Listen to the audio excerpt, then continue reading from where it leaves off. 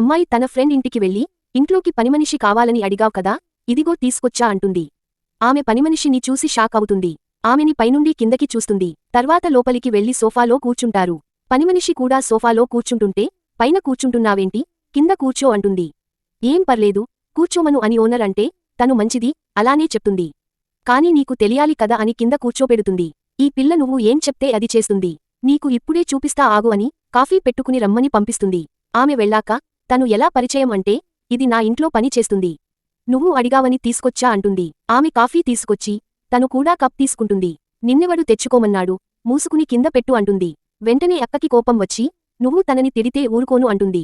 తర్వాత ఏం జరిగిందో చూసేముందు, కలలోకి గుడ్ల గూబ వస్తే ఏం జరుగుతుందో తెలిస్తే, వీడియోకి లైక్ చేసి, ఆన్సర్ని కామెంట్ పెట్టండి. చూద్దాం ఎంతమందికి ఆ కల అర్థం తెలుసో. ఆ పనిమనిషి ఎవరో కాదు, ఆమె సొంత చెల్లి. లవర్ కోసం అందర్నీ వదిలి వెళ్ళిపోయి, చివరికి అలా కలుస్తుంది.